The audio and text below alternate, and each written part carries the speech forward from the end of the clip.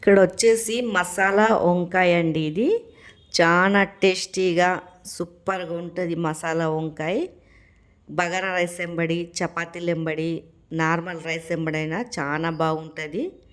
దీని ప్రాసెస్ ఎలా చేస్తానో చూపించేస్తానండి. ఇక్కడ వచ్చేసేమో పల్లీలు, కొద్దిగా కొబ్బరి ఫ్రై అయితే చేసుకోవాలా.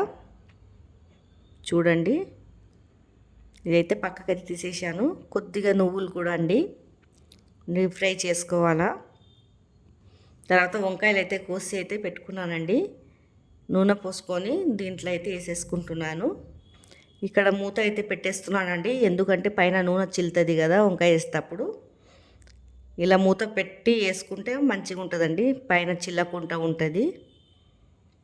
చూడండి, మొత్తం అయితే వంకాయలు అయితే వేసేసాను. జరసేపు అయినాక తీస్తే ఇక చిల్లదండి పైన. దీన్ని మంచిగా దూరగా వేపుకోవాలా. వేపేటప్పుడు కూడా స్మెల్ అయితే చాలా బాగా వస్తుందండి వంకాయలది. నాకైతే వంకాయలు అంటే చాలా ఇష్టము. ఇక్కడ వచ్చేసేమో దూరగా బ్రౌన్ కలర్ అయితే రావాలా. చూడండి, పక్కకైతే తీసేయాలండి.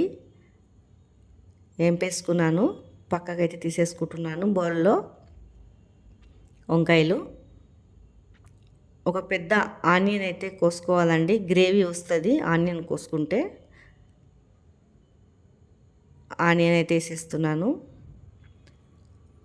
చూడండి, ఆనియను మనకి ఫ్రై అయితే మంచిగా కావాలండి. కొందరు పచ్చి పచ్చిగా వేస్తారు మసాలా వంకాయల, బాగుండదు. అలా మంచిగా కలర్ రావాలా, బ్రౌన్ కలరు, అప్పుడే టేస్ట్ వస్తుంది వంకాయల. అల్లం పేస్ట్ అయితే వేసుకున్నాను. దీన్ని కూడా పచ్చి వాసన పోయే వరకు వేపుకుంటున్నానండి. తర్వాత కారము మనకు రుచికి సరిపోయేంత పసుపు వేసుకోవాలండి. పచ్చిమిర్చి కూడా వేస్తారు కానీ నేనైతే వేస్తలేనండి, పిల్లలు ఇంట్లో తినరని. మీరు తినేటోళ్ళు ఉంటే కారం వేసుకోవాలా. తర్వాత కొబ్బరి ఇవన్నీ అయితే నూనె అయితే పెట్టుకున్నానండి మిక్సీలో, దీంట్లో అయితే వేసేసుకుంటున్నాను. కొద్దిగా నీళ్ళు కడిగి మిక్సీలో పోసి కడుక్కోవాలండి, కడిగి కూడా వేసేయాలి దీంట్లోనే. మసాలా అయితే వేపాలండి, ఇలా పచ్చివాసన పోతుంది మసాలాది కూడా. బాగా ఇట్లా ఫ్రై అయితే చేసుకోవాలా. తర్వాత దాంట్లోనే కడిగిన నీళ్ళు కూడా పోసేసుకోవాలా, ఉడకనియాలండి బాగా. ఇలా ఫ్రై అయితే చేసేసుకుంటున్నానండి. మసాలా మొత్తం ఫ్రై అయిపోతే పైన నూనె తేలుతుంది, అప్పుడు ఫ్రై అయిపోయినట్టే. చూడండి, రుచికి సరిపోయేంత సాల్ట్ వేసుకోవాలా. ఒక 2 టమాటాలు అయితే వేసుకున్నానండి నేను, ముక్కలు కోసి, పెద్ద ముక్కలు. మెత్తగా ఉడికిపోతుందండి జర్రసేపు పెడితే. చూడండి, ఇలా తిప్పుతూనే ఉండాలా, ఎందుకంటే కింద మాడిపోతుందండి. మంట స్లో పెట్టుకొని తిప్పాలా. చూడండి, పైన నూనె ఇట్లా తేలుతుంది మంచిగా, మెత్తగా ఉడికిపోతుందండి టమాటా కూడా.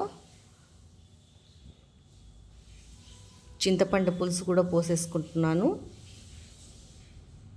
తర్వాత దాంట్లో కరివేపాకు వేసుకోవాలా. మసాలా అయితే రెడీ అయిపోయిందండి ఇది. చూడండి, వంకాయలు కూడా వేసేస్తున్నాను. బాగా వేసినాక తిప్పుకోవాలా. ఇలా మసాలా అంతా రెడీ అయిపోయినాక అప్పుడు పైనుంచి వేయాలా వంకాయలు. చింతపండు కూడా పులుసు లేకుండా అయిపోతుందండి, మంచిగా ఉడికితే పులుపుతనం అనేది వెళ్ళిపోతుంది. చూడండి, మంచిగా అయిపోయిందండి కర్రీ అయితే. ఈజీగా చేసుకోవచ్చు, 10 నిమిషాలలో అయిపోతుందండి మసాలా కర్రీ. అందరూ అనుకుంటారు దీనికి ప్రాసెస్ చాలా టైం పడుతుంది అని, కానీ సింపుల్గా అయిపోతుంది. బ్యాచిలర్ అయినా మంచిగా చేసుకోవచ్చు ఇది. చూడండి, పైనుంచి కొద్దిగా మసాలా అయితే వేసుకున్నాను, ఎక్కువ మసాలా అయితే వేసుకోలేదండి. మనకు సన్నగా తరిగి పెట్టుకున్న కొత్తిమీర అయితే వేసుకోవాలండి పైనుంచి. మసాలా వంకాయ అయితే రెడీ అయిపోయింది. ఇక్కడ వచ్చేసి నేనైతే కొత్తిమీర అయితే వేసుకుంటున్నాను. చాలా టేస్టీగా అవుతుంది కర్రీ. మీకు నచ్చినట్లయితే లైక్ సబ్స్క్రైబ్ చేయండి.